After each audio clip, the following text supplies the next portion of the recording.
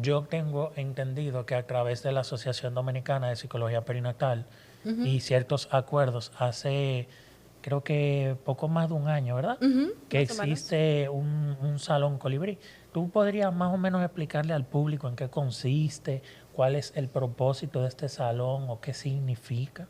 El salón de duelo, llamado asimismo Colibrí, es un espacio que ha sido creado en conjunto por la Asociación Dominicana de Psicología Perinatal y la Maternidad de los Mina, con el objetivo de que los padres, cuando tienen este tipo de pérdidas, puedan vestir, cargar, despedirse de su bebé, hacerle fotos, porque ¿qué pasa con este proceso de duelo? Que a nivel hospitalario o a nivel médico, lo que muchas veces se piensa es que hay que coger a ese bebé que acaba de fallecer o que no llegó a término y simplemente envolverlo y ya. Y Como prepararlo, desecharlo. ajá, y prepararlo entonces para un entierro.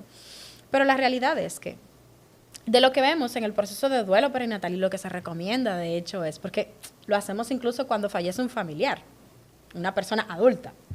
Lo que se recomienda es que a mamá y a papá se le dé la oportunidad de despedirse de ese bebé, de poder acariciarlo, de poder besarlo, de poder hacerle fotos, de poder presentarlo incluso a la familia. Porque de hecho eso ayuda muchísimo en el proceso de duelo que van a necesitar hacer los padres.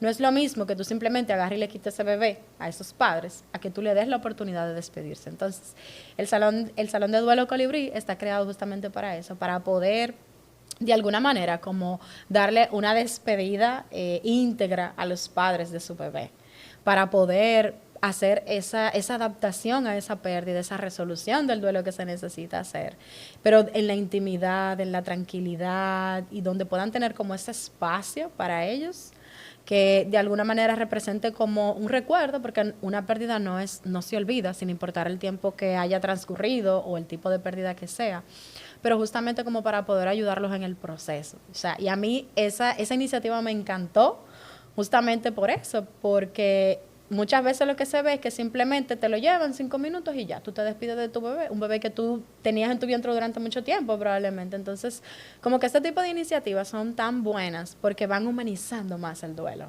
y lo van haciendo como algo normal, un proceso que es necesario para los padres, Como hacer más esa orgánico, despedida. ¿no? Sí, para poder hacer esa despedida, para poder hacer como esa especie de cierre de que, bueno, no está, pero puedo verlo antes de, puedo despedirme, puedo besarlo, puedo hacerle fotos. Si hay un hermanito, el hermanito lo puede conocer, porque es un miembro de la familia, va a ser un miembro de la familia en sus recuerdos, aunque no esté físicamente. Entonces, este proceso es sumamente necesario. Ojalá todos los centros a nivel de nuestro país, en República Dominicana, tuvieran ese salón justamente para poder hacer esto, para que el duelo sea más humanizado, para que sea más visto, para que sea como lo puedan hacer de forma privada, pero también entendiendo que es un proceso necesario para ellos. Claro. Y eso que tú mencionas es súper clave. Humanizarlo, hacerlo que se sienta orgánico, tú saber y sentir que si bien este ser ya no está aquí con nosotros, ocupa un lugar Sí. y va a estar ahí. Por ejemplo, nosotros como terapeutas familiares y de pareja, cuando muchas veces nos toca hacer un genograma, bebé está ahí posicionado en un genograma.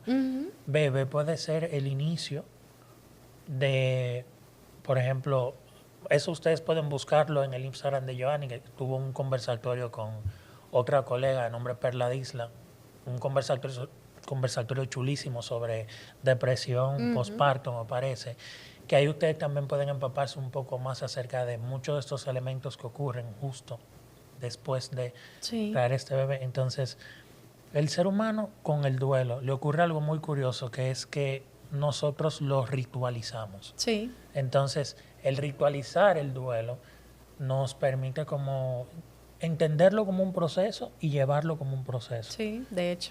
Por ejemplo, durante pandemia, muchas personas, muchas familias se vieron afectadas porque no supieron, no saben dónde están todavía el día de hoy, dónde es que el cuerpo de su familiar, no pudieron llevarlo a una caja, no Despedirse. pudieron despedirse de él, no pudieron estar en una funeraria, no pudieron hacer unos 9 días convencionales. Recibir el apoyo de otras personas. Por supuesto. Eso es parte del ritual. Todos también estaban en alerta máxima con este enorme terror y para que ustedes vean que ni siquiera es en plena pandemia, es que esta es una realidad que ocurre día a día y nosotros apenas tenemos un Salón Colibrí. O sea, qué bueno que por lo menos tenemos uno, pero que esta iniciativa se pueda replicar a nivel público como a nivel privado en muchas otras partes del país y que poco a poco integremos que este proceso duele y si bien esto no va a sanarte del proceso,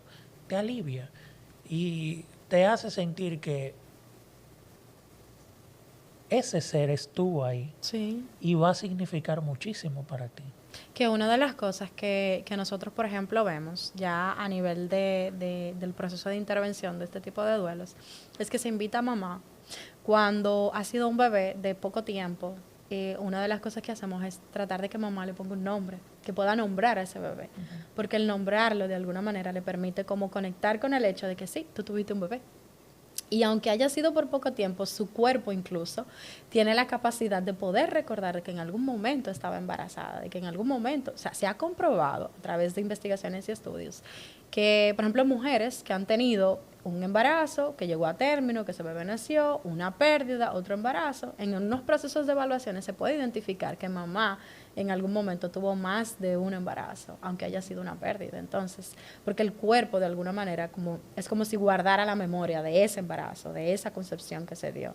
Entonces, para la mujer es importante como el poder hacer todo este proceso, porque, a ver, ¿qué te decía? Cuando nosotros perdemos un familiar, por ejemplo, hacemos un ritual.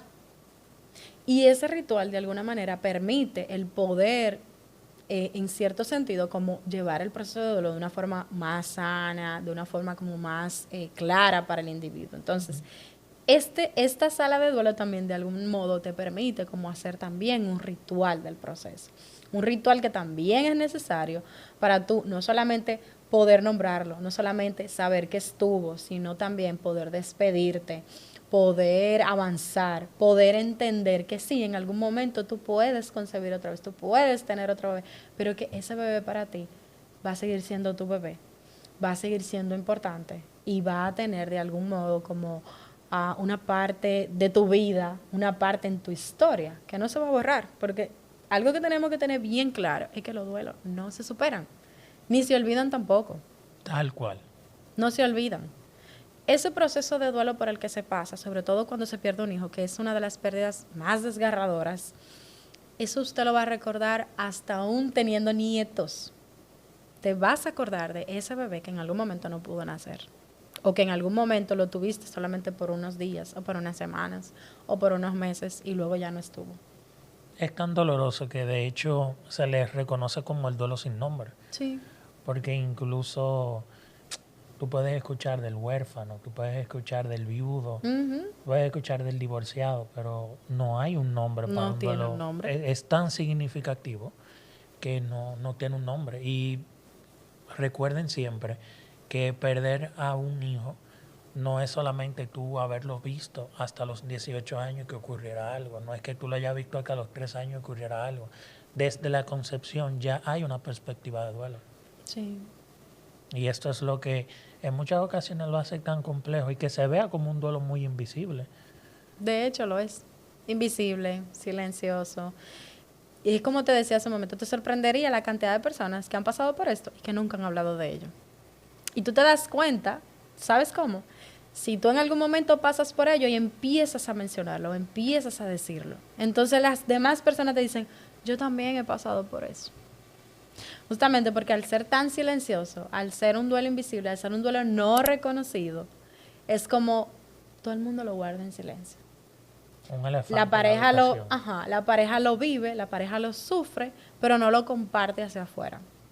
Pero el hecho de no compartirlo tiene mucho que ver con la invalidación externa que se recibe, con el comentario que se recibe de la familia de que eso no es nada, tú puedes volver a concebir, eso no importa, tú puedes volver a tener otro. Ustedes son jóvenes. Pueden entonces, seguir intentando. Ya de alguna manera, cuando la pareja sabe que puede lidiar con ese tipo de comentarios, entonces prefiere callar, prefiere no hablar de eso. Y también por lo doloroso que es, porque estamos hablando de que al no ser reconocido, y sobre todo si fue un bebé de pocas semanas, es como que, pero tú no estuviste embarazada, pero tú no tuviste bebé, pues yo no te vi barriga, yo no te vi que tú estabas embarazada. Entonces, esa ausencia de reconocimiento del otro, de poder reconocer que tú lo estuviste, cuando esa mujer sabe que lo estuvo, que vio esa prueba positiva, que incluso fue una sonografía, y en la sonografía fue que le dijeron que no había latido, sí sabe que estuvo. Y sí sabe que ese deseo, ese sueño, ahí mismo se derrumbó. Entonces, por eso, de alguna manera, muchas parejas o muchas personas deciden vivirlo en silencio, por el cómo hacia afuera las personas lo procesan, lo hablan e incluso lo ven. Nuestra tarea es como poder normalizarlo más, hablar más de esto, ¿verdad? Por eso estamos aquí. Como para que las personas puedan identificarlo, puedan verlo y puedan entender que es un proceso de duelo normal. Es un proceso de duelo que necesita ser transitado, que necesita ser hablado, pero que también los demás necesitan conocerlo para saber qué hacer, para saber cómo acompañar, para saber qué decir incluso. Porque de ignorante pecamos todos. Sí. Eso es una realidad. Van a haber momentos en donde consciente o inconscientemente vamos a invalidar a una persona, vamos a invalidar a una pareja.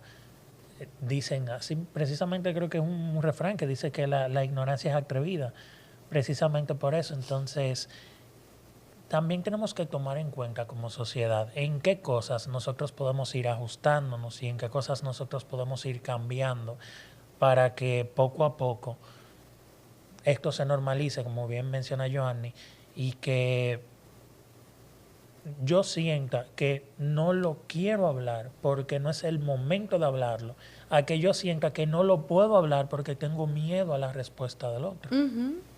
Porque entonces... O a lo que el otro te vaya a decir, o a cómo te va a hacer sentir entonces. Entonces